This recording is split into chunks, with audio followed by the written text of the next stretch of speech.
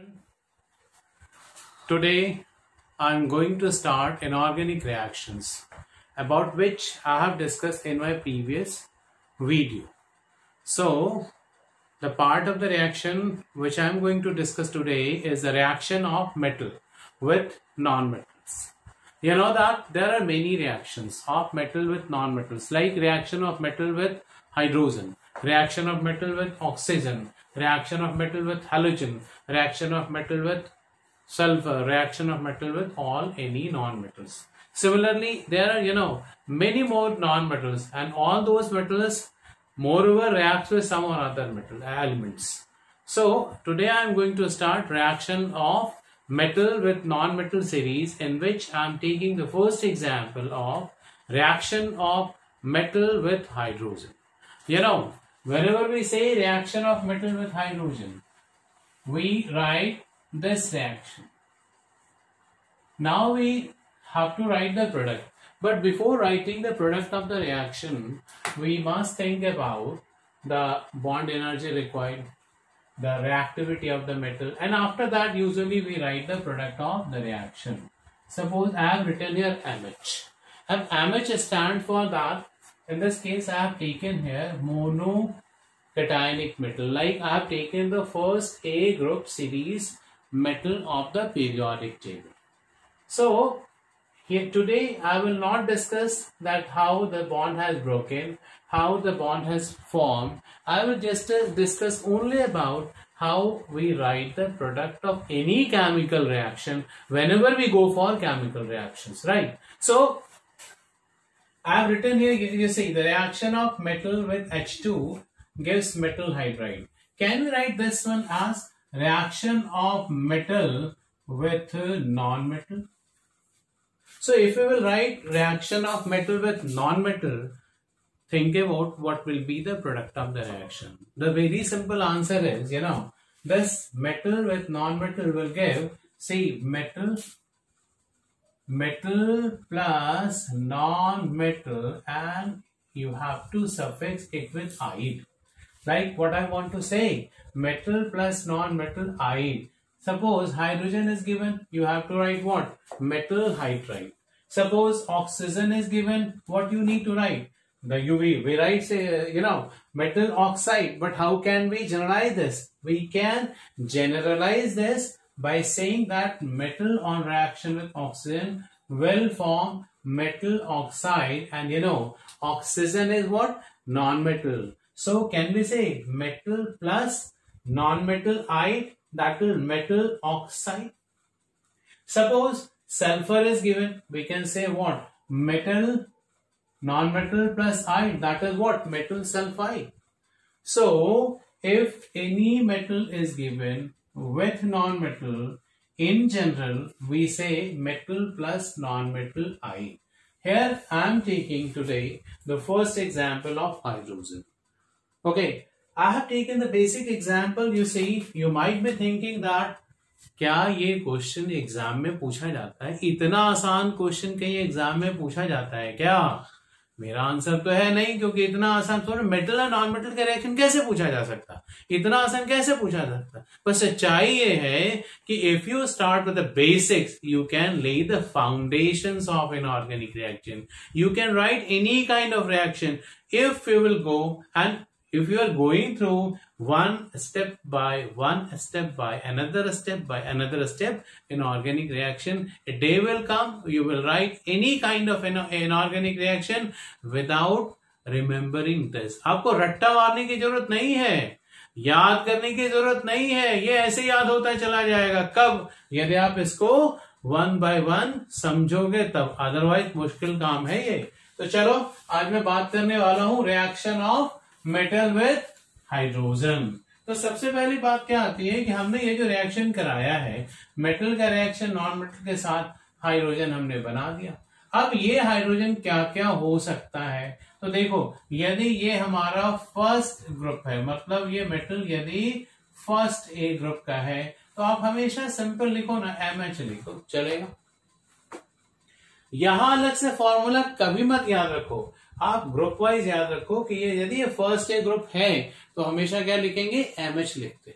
यदि मान लो आपके पास मेटल दिया हुआ है सेकेंड ए ग्रुप का, तो आप इसको कैसे लिखोगे? MH2 लिखते हैं हम लोग।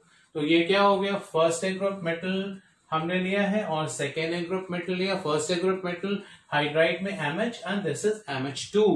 सो देखो, यदि हमने इसमें से यूज किया reaction of sodium with H2, तो क्या लिखेंगे? Simple MH, that is NaH। इसी तरीके से यदि हमने लिथियम का रिएक्शन कराया है H2 के साथ, तो सोचो मत, उठा के लिख डालो, ये लिथियम हाइड्राइड होगा। इसी तरीके से पोटेशियम का रिएक्शन यदि कराना है तो क्या लिखेंगे? हम KH लिखते हैं।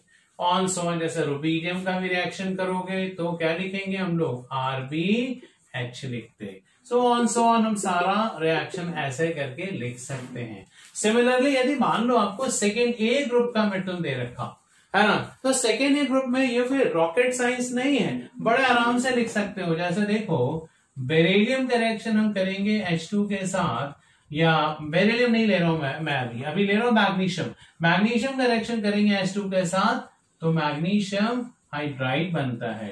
कैल्शियम का रिएक्शन करेंगे H2 के साथ तो कैल्शियम हाइड्राइड। स्ट्रोंशियम का रिएक्शन करेंगे H2 के साथ, स्ट्रोंशियम हाइड्राइड बनता। तो एक बात पे गौर करने की जरूरत क्या है, आप देखोगे तो यहाँ क्या है? सोडियम है, लिथियम है, पोटेशियम है, रुबीडियम है, और आगे आप क्या ले सकते हो? इसमें आप सीजियम भी ले सकते हो। तो गौर करो, 1 2 3 4 5 मेटल का रिएक्शन आपने लिखा है हाइड्रोजन के साथ, और आप 5 बार लिखते हो घर पे। आप इस रिएक्शन को कम से कम 5 बार लिखोगे, ठीक है? लेकिन मैं कहता हूं इसको इतनी बार मत लिखो। इतनी बार लिखने का इसका कोई फायदा नहीं। एक बार आप याद रखो, मेटल का रिएक्शन हाइड्रोजन के साथ कराएंगे तो क्या बनेगा? हाँ, क्या बनता है? मेटल हाइड्राइड बनता है। तो तुम देखो ना, ये जो मैंने लिखा है 1 2 3 4 5, इसी तरीके से 6 7 8, बेरियम ले लो, ठीक है या नहीं? तो 9 रिएक्शन लिख दिया। इस तरीके से आप क्या क्या ले सकते हो? You can consider many more metals. जितने भी हमारे पीरियोडिक टेबल में मेटल दिए हुए हैं, लगभग सारे के सारे का सबों का रिएक्शन होता है हाइड्रोजन के साथ। फर्क इतना होता है, टेम्परेचर किसी का कम होगा, किसी का ज्यादा होगा। जैसे आपको पता है हाइड्रोजन के केस में बॉन्ड लेंथ बहुत छोटा होता है इसका, तो बॉन्ड एनर्जी ज्यादा होगा। इसका मतलब क्या है? बॉन्ड एनर्जी ज्यादा है तो इसको तोड़ने के लिए, इससे रिएक्शन कराने के लिए एक कॉमन सेंस आप ये लगाओगे कि इसका जो रिएक्शन होगा यूजुअली हाई टेम्परेचर पे। आप ये लिख करके निकाल सकते हो। कोई जरूरी नहीं है हर एक पर्टिकुलर मेटल का आप रिएक्शन, हर एक रिएक्शन का आप टेम्परेचर लिखो ही लिखो। अब कितना याद करोगे सारे टेम्परेचर का? मैंने अभी 9 रिएक्शन लिखा है, ठीक है या नहीं? और कम से कम इसके सिर्फ आप देखोगे हमारे सिलेबस में 32 मेटल्स के रिएक्शन दिए हुए। Can be, is it possible for you to write all the reactions, all the reaction temperature? Can be? Answer is no. But now the point is that how to answer the given question, because there are many more questions given in IIT JEE exam, in NEET exam, even in class 11th and 12th syllabus. क्या हर एक reaction का temperature याद कर पाओगे? नहीं possible है। यदि ऐसा करोगे तो फिर पूरे रिएक्शन को रटना पड़ेगा। तो मैं क्या कहता हूं, सिंपल एक कॉन्सेप्ट याद रखो, मेटल का रिएक्शन कभी भी हम हाइड्रोजन के साथ कराते हैं तो मेटल का हाइड्राइड बनता है। उसके बाद क्या याद रखना है कि ये देखो मोनोकैटायनिक है, ये डाइकैटायनिक है। उस हिसाब से एक एक बेसिक फॉर्मूला मैं लिख दूंगा, उसे याद करो, सारा रिएक्शन अपने आप याद हो जाएगा।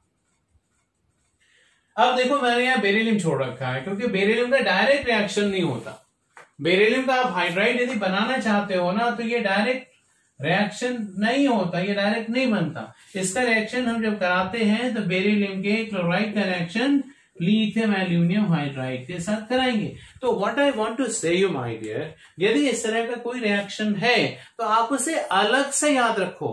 होता है क्या है, बच्चे ज्यादातर क्या करते हैं, इसी में पड़ जाते हैं, ये क्यों नहीं होता। उनको पहले, या ज्यादातर बच्चे ये कोशिश करते पहले इसका रीजनिंग, अरे भाई एक आप पहले याद तो कर लो ना। इसके बदले आप ये जो मैं लिखना चाहता हूं, जो मैं 30-35 मेटल की बातें करता हूं, यदि सारे के सारे मेटल का आपने रिएक्शन करा लिया, आपको ये लिखना आ गया, तो आप ये सोचो ना कहाँ एक के चक्कर में पड़े हो। एक को तो पहले याद करो, फिर इसका रीजनिंग समझो, बाद बाकी को तो आसानी के साथ याद कर लो। तो मेरा ये कॉन्सेप्ट ये है, सबसे पहला कॉन्सेप्ट ये है कि मेटल का रिएक्शन हाइड्रोजन के साथ कराते हैं तो मेटल हाइड्राइड बनता है। यूजुअली रिएक्शन होगा हाई टेम्परेचर पे, ठीक है। इसके बाद भी आपको समझना है तो थोड़ा सा आपको ये समझ लेना चाहिए कि कौन कौन सा मेटल हाईली रिएक्टिव होता है और कौन कौन सा मेटल लो रिएक्टिव है। आप अकॉर्डिंगली क्या करोगे, रिजेक्ट में रीजनिंग पूछा जाए आप आंसर देके चले आओ। आई बात समझ में? तो ये फर्स्ट पॉइंट मैंने क्या बात किया कि मेटल का रिएक्शन जब हम लोग कराते हैं तो क्या बनता है, तो सिंपल सी बात है मेटल का हाइड्राइड बनता है। अब इसी में देखो दूसरा क्वेश्चन क्या पूछा जाएगा, दूसरा क्वेश्चन ये पूछा जाएगा कि भाई इस मेटल के हाइड्राइड का रिएक्शन वाटर के साथ कराएंगे तब क्या बनेगा। सवाल तो है, जवाब नहीं मिलता है जल्दी, क्योंकि आप सोचते पता नहीं क्या होगा, कैसे करेंगे, क्या नहीं करेंगे, याद नहीं है रिएक्शन। यूजुअली ऐसे ही होता है बच्चे कि कहते हैं याद नहीं। अरे भाई याद की जरूरत ही नहीं है, फंडामेंटल कॉन्सेप्ट बनाओ ना। फंडामेंटल कॉन्सेप्ट क्या है, आप देखो इसमें कि जब यहाँ पे वाटर है ना, इसमें फिर मैं कहता हूं कैसे होगा क्या होगा अभी नहीं, पहले क्या होता है ये पहले, क्योंकि आपके एग्जाम में रीजनिंग पूछा जाता है पर रीजनिंग से पहले आपको उसका आंसर पता होना चाहिए ना। 4 ऑप्शन में से एक ही यूजुअली सही होता है ना। ऑब्जेक्टिव क्वेश्चन मल्टीपल चॉइस है, मोर देन 1 का आंसर है तो उसके लिए थोड़ा और जानना चाहिए। तो यदि मान लो इंटीजर्स के क्वेश्चन है तो उसके प्रोडक्ट के हिसाब से आपको जानना चाहिए। लेकिन सबसे पहला बेसिक चीज क्या है, पहले प्रोडक्ट को जान लो। तो प्रोडक्ट जानने के लिए क्या याद रखेंगे कि जब कभी भी वाटर होगा तो H जो है वो इस नॉन मेटल के साथ जाएगा। व्हाट आई से, मैंने हाइड्रोजन नहीं कहा, मैंने क्या कहा, H जो है किसके पास जाएगा, वो नॉन मेटल के पास जाएगा। और वाटर का OH किसके साथ जाएगा बच्चे, ये जाएगा मेटल के साथ। तो आपको क्या याद रखना है, फिर देखो कि ये क्या है, मेटल का हाइड्रोक्साइड है, ठीक है ना। ये क्या है, मेटल का हाइड्रोक्साइड है। और ये क्या बन गया, H2 मॉलिक्यूल, हाइड्रोजन गैस बन गया या नहीं। तो समरी क्या है इस रिएक्शन का, metal with non metal will give metal, non metal आइड with water it will give base. ये क्या है बताओ, बेस। ये क्या बन गया, H2 मॉलिक्यूल। तो अब आप कहोगे सर आपने तो एक ही रिएक्शन बताया अभी तक में। नहीं भाई, अब तक हमने एक ही रिएक्शन नहीं बताया। अब तक हमने देखो मैंने क्या बोला, कम से कम 30 मेटल हैं, 30 मेटल की चर्चा हो रही है यहाँ पे, एक मेटल की चर्चा मैं नहीं कर रहा हूं। किसी के कुछ स्पेसिफिक कंडीशन हो सकते हैं, मैं उसकी भी चर्चा नहीं कर रहा हूं, मैं सिर्फ चर्चा कर रहा हूं मेटल यदि दिया हुआ है उसका रिएक्शन H2 के साथ कराना है तो मेटल हाइड्राइड 30 मेटल का रिएक्शन एक लाइन में। इतने ही मेटल का यदि हाइड्राइड का रिएक्शन कराया जाएगा वाटर के साथ तो क्या बनाएगा बच्चों, मेटल का हाइड्रोक्साइड प्लस H2 गैस। तो 30 रिएक्शन ये भी तो लिख दोगे, तो 30 और 30 कितने रिएक्शन हो गए, 60 रिएक्शन हो गए। आप चाहोगे 60 रिएक्शंस के लिए एक आंसर करोगे। अब इसके बाद क्या क्या बातें होती जरा वो देखना। आपसे ये पूछा जाएगा क्वेश्चन, क्या क्या पूछा जा सकता है जरा वो देख लो। भाई ये मेटल हाइड्राइड है ना, इसका नेचर कैसा है ये भी पूछा जा सकता, इसका नेचर कैसा है। एक पूछा जाएगा क्या ये सैलाइन है, एक दूसरा पूछा जाएगा ये सलाइन है, दूसरा क्या पूछा जाएगा, पूछा जाएगा कि क्या ये आयोनिक है, आयोनिक है। तीसरा पूछा जाएगा क्या ये कोवेलेंट है, या चौथा पूछा जाएगा क्या ये ऑल है। तो देखो यदि आपका मेटल का हाइड्राइड इसमें यदि ये दिया हुआ है कि ये फर्स्ट ए ग्रुप का है, यदि मेटल का हाइड्राइड फर्स्ट ए ग्रुप का है तो ये याद रखना ये सैलाइन और आयोनिक एक ही चीज है। तो ये सैलाइन बनाता है, आयोनिक बनता, मतलब यूजुअली ये कैसा कंपाउंड बनाएगा बताओ, ये कैसा कंपाउंड बना दिया, ये आयोनिक कंपाउंड बनाएगा। दूसरा आपसे क्या पूछा जा सकता है कि भाई देखो कि देखो ये मेटल है, इसका रिएक्शन आपने H2 के साथ कराया, ये कंपाउंड क्या बन गया A। अब इस A कंपाउंड का रिएक्शन यदि आप वाटर के साथ कराओगे तो ये क्या बनाता है BNC। ठीक है, ये कंपाउंड क्या है, BnC। अब आपसे पूछा जाएगा, देखना, MH क्या है,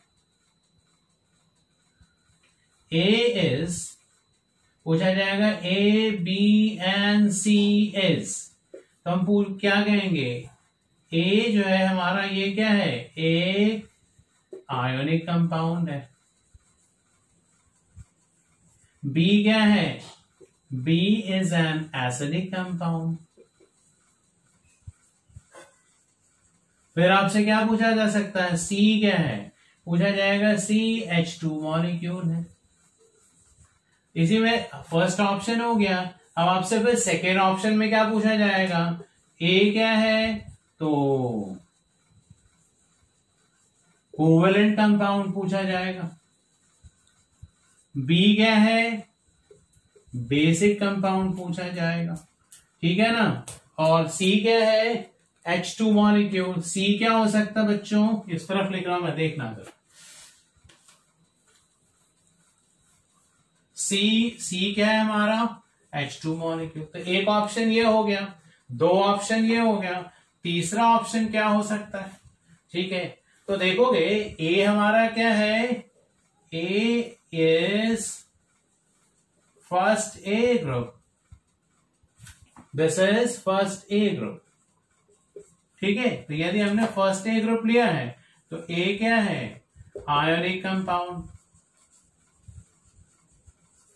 दूसरा B क्या है, बेसिक कंपाउंड।